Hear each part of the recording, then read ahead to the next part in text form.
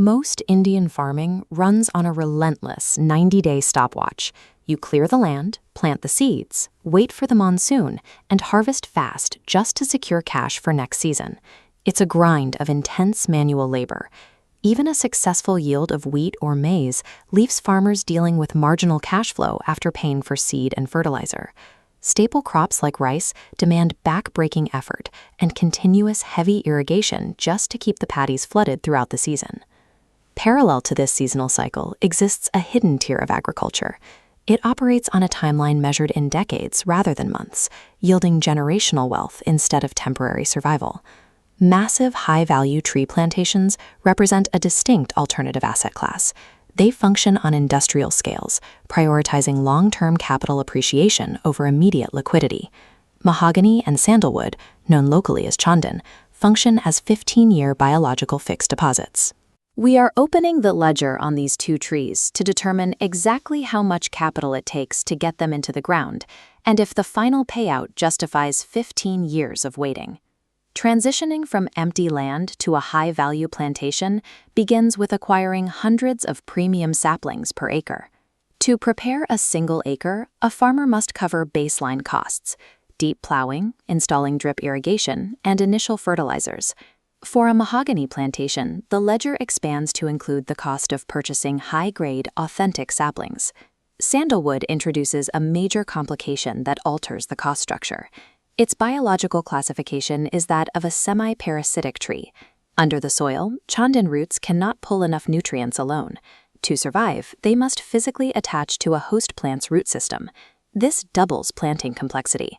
The farmer must plant 2 species for every harvested tree, requiring a precise dual planting layout. This high financial capital and advanced agricultural planning must be secured before a single leaf matures. After the initial investment, the farmer faces the harshest reality of this asset class.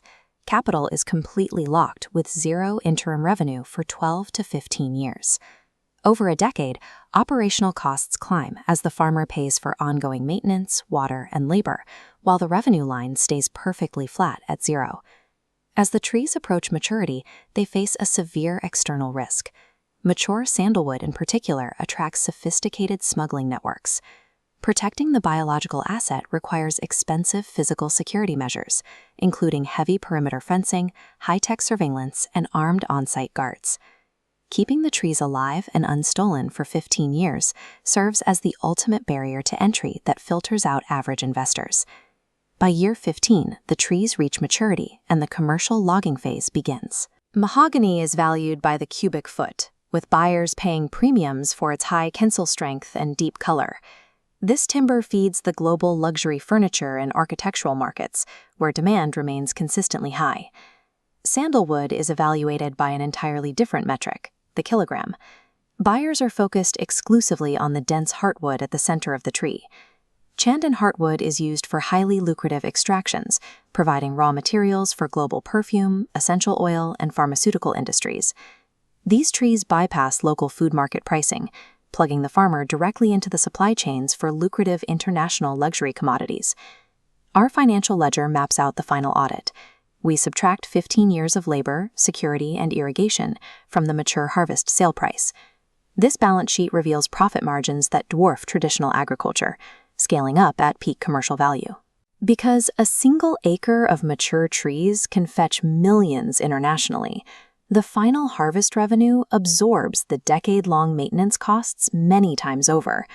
Planting these species represents the deliberate, calculated construction of a multi-million rupee financial legacy.